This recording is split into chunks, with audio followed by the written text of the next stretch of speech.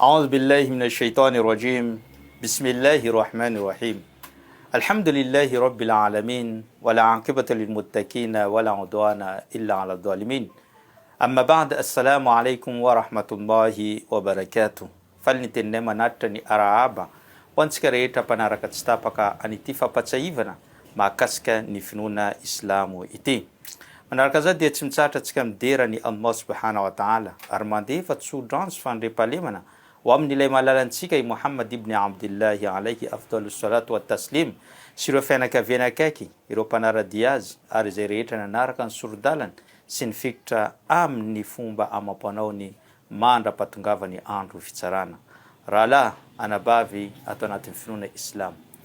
Tamin'ny zoma lasa teo dia nankalaza ny faha-enimpolo taona ny nahazoan'ny Madagasikara an'izany fahaleovantena zany ny malagasy iray manontolo manerana an'izao tontolo zao. Satria ny malagasy tsy eto Madagasikara ihany fa misy ireo amin'ny nosy manodidina, misy ireo any ivelan'ny Madagasikara izay lavitra fa kosa na dia lavitra izy ireo eo ihany ilay fitiavana ny Madagasikara, fitiavana ihany koa an'izany tanindrazana izany ka nankalaza niaraka an'izany faha-enimpolo taona ny fahazoana ny fahaleovantena izany.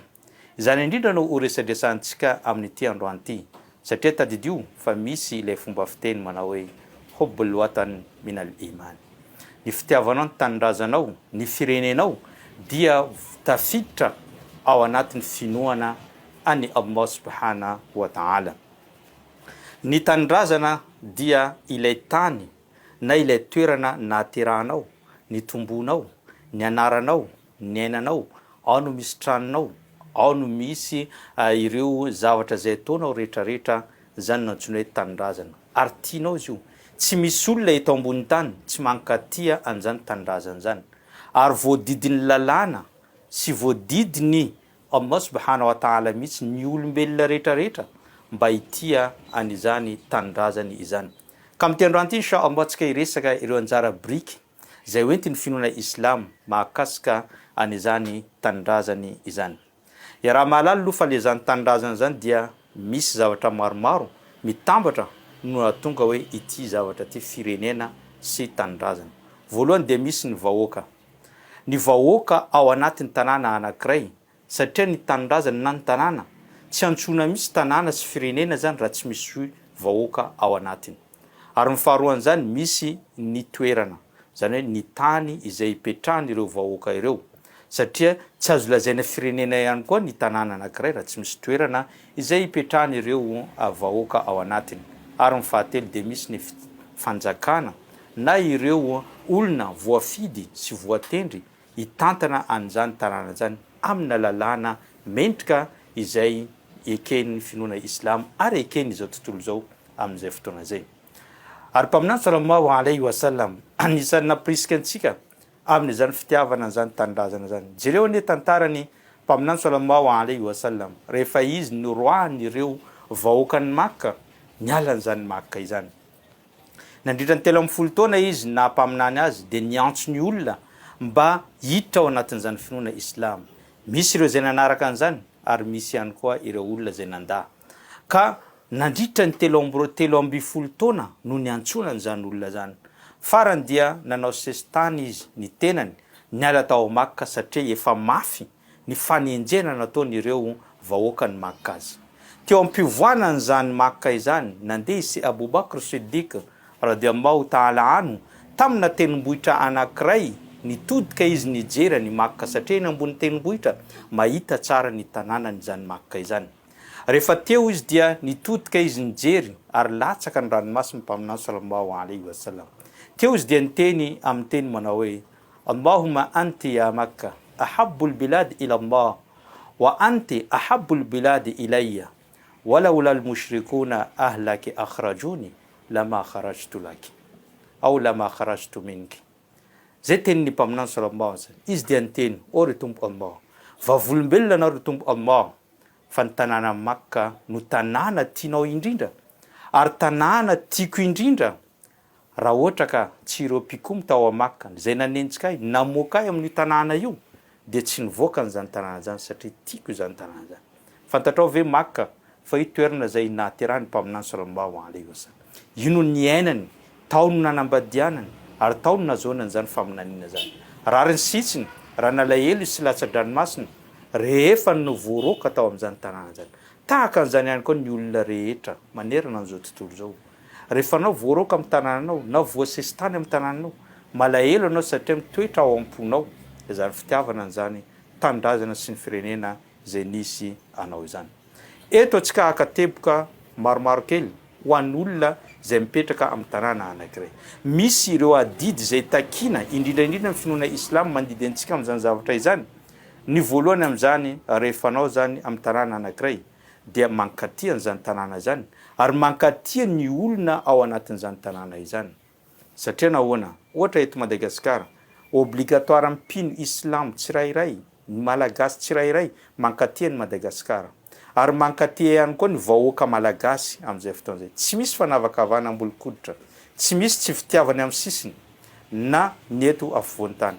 Tsy azo atao izany zavatra izany. Na eto ampovoan-tany tsy mahazo manavakavaka ny any amin'ny sisiny, na any amin'ny sisiny tsy mahazo manavakavaka, fa tsy maintsy mifankatia. Zay no devoir obligatoire amin'ny olona rehetra raha ohatra ka mahatsapa tena fa malagasy izy amin'izay fotoana izay. Faharoa, ny fanampiana amin'ny fampandrosoana an'izany firenena izany. Obligatoire amin'ny olona tsirairay raha ohatra ka mahita mpiray tanindrazana aminy mila amin'ny toerana anankiray ohatra tsy mahampy ny rano fisotro madio. Obligatoire aminazy raha manana possibilité izy mandeha mangady vovo izy mba hanome an'izany toerana zany rano fisotro madio. Ny fanamboarana ireny karazana sekoly maro samihafa reny, fanamboarana reny mety atsika mieritreritra hoe anjaran'ny fanjakana izany, fa ianao afaka miara-miasa amin'ny fanjakana amin'ny fampandrosoana zany firenena anankiray izany. Manaraka an'izany dia adidiny tsirairay ihany koa ny miaro ny fandriam-pahalemana amin'ny tanàna anankiray. Tsy maintsy ataonao raha ohatra ka tanàna anankiray miainao anao anatin'ny tanàna io, na dia tsy poninao aza, na dia tsy teraka ao aza anao, na dia tsy nationalité amin'io tanàna io anao, fa mipetraka amin'io tanàna dia voadidy aminao ny miaro ny fandriam-pahalemana amin'izany tanàna izany. Satria anisan'ny zo fototra ny firenena anankiray, ny olom-pirenena anankiray miaina ao anatin'ny filaminana. Ka misy zavatra mety mitondra makany amin'ny tsy fandriam-pahalemana, adidinao mitsangana amin'izay mampilamina zany fandriam-pahalemana izany. Ary tafiditra ao anatiny ihany koa ny adidiny tsirairay ny fanajana ireo lalàna fototra amin'izany firenena izany. Ninona lalàna raha mbola tsy mifanohitra amin'ny finoana sy ny fototra maha-olombelona dia tsy maintsy ekena izany lalàna zany ary tsy maintsy ajaina ihany koa, ary tsy vitany hoe ajaina fa arovy izany lalàna izany mba tsy iseho ny fioaram-pefy eo amin'ny firenena anankiray. Manaraka an'izany dia ny tsy maintsy ataon'ny olona ihany koa ny miaro ireo karazana harem-pirenena na vakoka amin'ny firenena anankiray. Ireo arena zay navelany razambentsika, ireo arena zay navoaka navelan'ireo olona lasa talohantsika. Adidiny tsirairay ny miaro an'izany ary sary-piaro amin'ny fiarovana an'izany zavatra izany ihany koa. Ary anisany adidy ho an'olona rehetrarehetra ihany koa amin'ny firenena anankiray manolotra sosikevitra na ihany koa manome sosikevitra an'ireo olona zay tompony andraikitra, na tompony andraikim-panjakana izany, na olona ambony izany, na ministra izany, eny fa hatramina filoham-pirenena aza raha ohatra ka mahita sosikevitra tsara mety ahasoa ny firenena anankiray zo sy adidy ny mpiray tanàna amin'ny manolotra n'izany. Fa kosa mila atao ampahindrena izany, tsy amina fanehoan-kevitra mandeha mitadiady amin'ireo mpitondra, zany tsy aiken'ny finoana islam, fa kosa manolotra anao ampahindrena, ampilaminana raha ohatra ka mahita anao sosikevitra tsara zay mety hitondrana an'izany. Na ihany koa mety misy zavatra zay atao mpitondra tsy mety na mety teraka voka-dratsy eo amin'ny fiarahamonina anankiray, azo sy adidinao ihany koa ny maneho hevitra amin'izay fotoan'izay milaza ampahindrena fa tsy mety ary zao no mety voka-dratsy aterakin'izany amin'ny firenena anankiray. Ary faraparantsika izy dia tadidio fa adidiny mpino islam, adidiny olo-pirenena tsirairay ny mandray anjara amin'ny fifidianana raha misy an'izany fifidianana zany eo amin'ny tanàna anankiray. Matetika mako atsika miala foana amin'ny maha olo-pirenena antsika.